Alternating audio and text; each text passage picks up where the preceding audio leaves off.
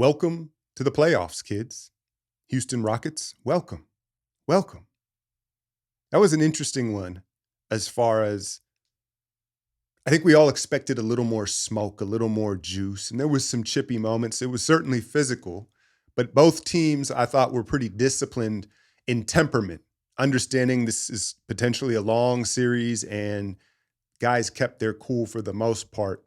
I thought Houston came out of the gate with a little more juice, a little more energy, but everyone, even the vets, you have, I think there's a little nerves, extra nerves and excitement so shots don't go down early. And Şengün gets off to a dominant start, big dunk on Draymond, and he's operating in the middle of the floor. And he, you hear the Jokic comparisons, and what he does that's similar to Jokic is that he makes you hold his weight, like sambo style, judo style wrestling. Like he makes you carry his weight when he has his back to you, and then he plays off of it so well, right? But he gets off to this quick start, and I thought Houston had a little more juice in the opening minutes. But then they go to the two-man Adams-Şengün lineup where they drop into a zone, and Steve counters with GP2 and Quentin Post, who are, on paper, in theory, great zone breakers. Quentin, obviously, as a stretch big and spacing the floor, and GP2 with his cutting, he just has an innate feel of open space and where to cut to. And so those would be the answers to the zone breakers, and Steph's making his shots, right? And that's the thing with Steph. You all have watched him long enough to know when Steph gets a little careless and loosey-goosey with the ball, in turn, he shoots the lights out, right? It kind of goes hand in hand. Like that he's so relaxed that he makes everything, but then he's almost too relaxed in some of his decision-making.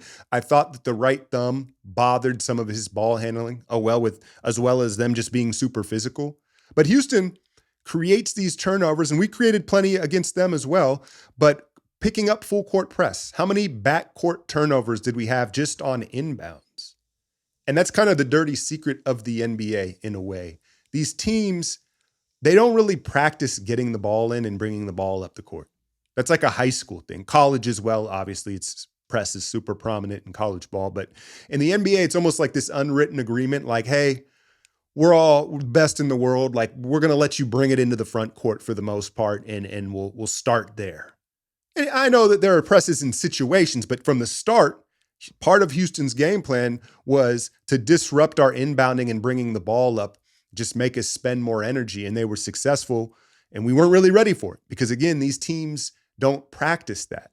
But offensively, the nerve showed up for Houston, right? Jalen Green, Jabari Smith eventually got going. Dylan Brooks is still, I know he's worked on his shot and his trajectory, but he's not a reliable shooter, even what the percentages say. I thought us dropping into a zone defensively helped us force turnovers, and defense led to offense. And we get out to, at one point, was it a 20-point lead? Steph's hitting ridiculous threes. Jimmy's hitting threes. I thought it was big that Guy, I don't know what the box score is, but I'm assuming he played about 10 minutes or so. He hits a corner three and then makes 2 free throws. If Guy Santos can make the open corner three and, make his free throws, remain aggressive in the paint, I think he can be a key part in this matchup, because the thing that I didn't like so much was, you understand in theory, again, in on paper, as I keep using these terms, why you put Looney in there because of Adams and because we're getting mashed on the glass. But Adams almost neutralizes Loon, because what Loon's so good at, like positional and just being stronger in the hips and whatnot, like Adams just does it even better. And so it almost feels like Looney would be ineffective against Adams' size because he just can't match it. But the reality is, I think a lot of Houston's offensive rebounding, it comes from their perimeter players. Steph missed a Jalen Green box out. He let him sneak down on the baseline. And, these big, rangy athletes on the perimeter are the guys that really seem like get them those second chance opportunities, along with the size. Let's not take anything away from Adams just clogging up the paint. But I think that may be inevitable. I don't know what you can do with Adams when he's under the rim, but what you can do is put a better body on these guys flying in from the three-point line. And there's going to be some fouls, like some hip check calls, but hey, just discourage them a little bit. Give them the little hip check. I know GP2 has that in his book. Just hip check them out of there. Don't let them come in there like they're trying to, make a Sports Center putback dunk every time. But we end up kind of steadying the momentum there towards the end of the half. And we walk into the locker room with a 13-point lead and holding Houston to their lowest scoring half of the season. Now, some of this, like Fred VanVleet's not going to shoot that badly. They're not going to shoot that badly. And that was my thought going into the half was like, at some point, some of these threes are going to drop for them. But the rotations were sharp. They were alert. It looked like playoff basketball from the Warriors. But what I loved and didn't love at the same time was first possession of the second half, Şengün, he's been hiding on Moses. If you hadn't noticed in that first half, they're trying to hide him on Moses. And Moses, man, I don't know if it's the confidence. He couldn't attack him. And that goes to, and I'll go into this on my breakdown, which will be out tomorrow. The link will be in the description, covering all the playoffs. Support your boys, support the channel. You won't regret it. But the link will be in the description, and we'll go over the details of this. But Moses has to read Şengün defensively. And if you close your eyes and you visualize those few ISO matchups, Şengün was bent down in his hips, low, right? Suggesting like, I'm not going to let you go by me. I'm not going to let you go by me, but it's inviting the pull-up jump shot or to just shoot over the top of him. It's not like he's super vertical. And Moses kind of half-heartedly would try to like mix him and try to turn the corner, and it wasn't happening, right? But on that first possession of the third quarter, very uncharacteristic of a Steve Kerr coach team, was like, hey, let's get his third foul right away. And they clear out for Mo, and he gets downhill, and it ends up going on Amen Thompson. But that's fine. And I think that's a key aspect of this series. You talk about the Rockets' lack of shooting. It translates to the foul line as well. By my count, you've got 4 or 5 of their main players shooting in the 60s. Now that you're in the playoffs, you could probably say the 50s with that added pressure. And so that is a problem for them. And I'm not saying you want to get into the bonus, but it's not necessarily the end of the world against Houston. Put some bodies on those offensive, run-ins to the rim. But they tried to attack Şengün and match up hunt him and get him in foul trouble. But he had a block of time when he was out, and their offense just sputters. Jalen Green, his decision-making has gotten a lot better over the last year or two. But his stride and his explosiveness gets him in trouble. It's kind of similar to Kuminga. Now, it doesn't quite look the same, but both of them, their athleticism almost works against them because they get to spots downhill faster than they can read the floor. And then they get out of control. And so, like he traditionally does, he struggles. And they start coming back. What happens? It's the double big lineup, Adams, Şengün. They're mashing us on the offensive glass. We get careless with the ball. Again, the backcourt pressure. And the other thing that Houston was doing was selling out on all the sideline passes. So when we go to the wing, to the hash mark, the coach's box, to like set up a split action or someone's coming off a pin down from the corner, if you notice, they're selling out to that pass because they have the athleticism to recover. It doesn't have to necessarily be a gamble. They're so long and athletic. And I think that, we hit a few back doors, but I think the back door, especially with Dylan Brooks on the floor, is open more than we used it. And so there was that, but they climb back into it. Now, Steph takes his third quarter rest.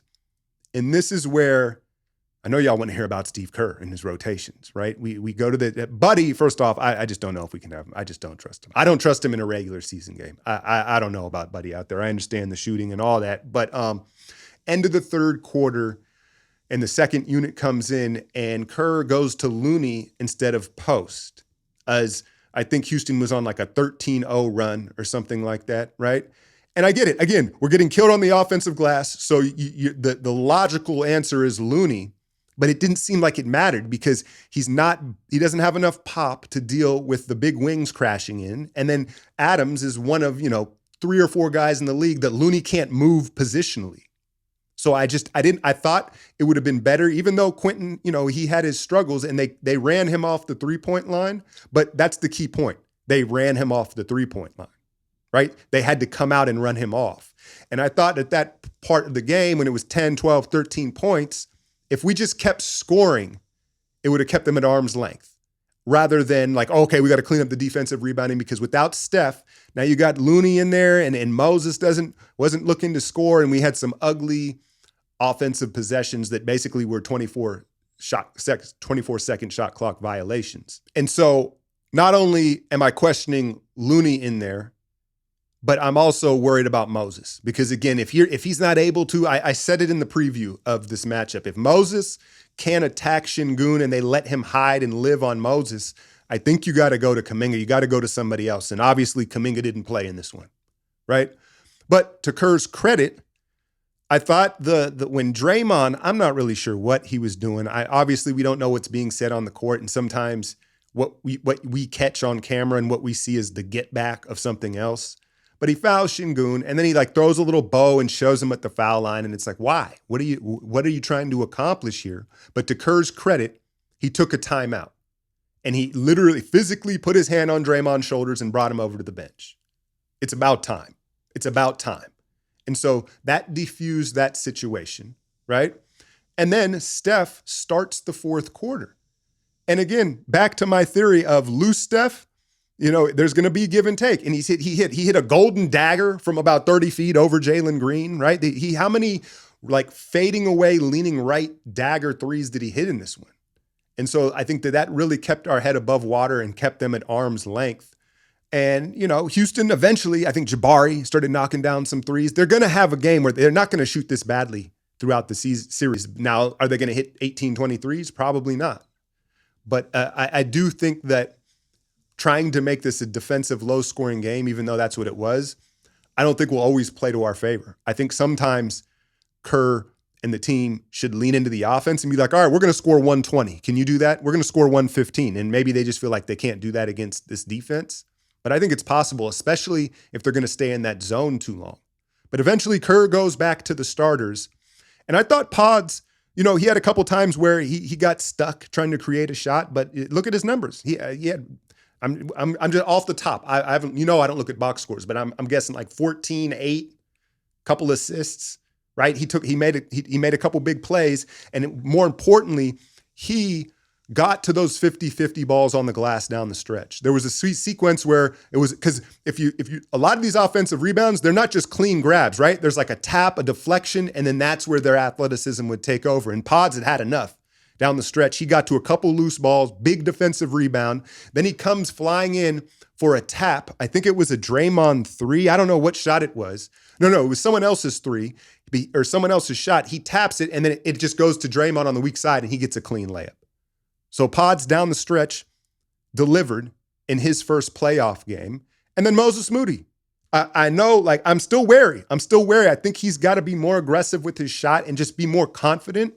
But he hit that grenade fade away. I think that Pods gave him, that gave us like a 2-possession lead, right? And then defensively, he made some pokes and some hustle plays. He had some rebounds. So the young guys, while I think the lights were bright in their first playoff game, when it mattered, they came up with plays. And then the Jimmy, Steph, Chef, Butler combination puts game 1 away.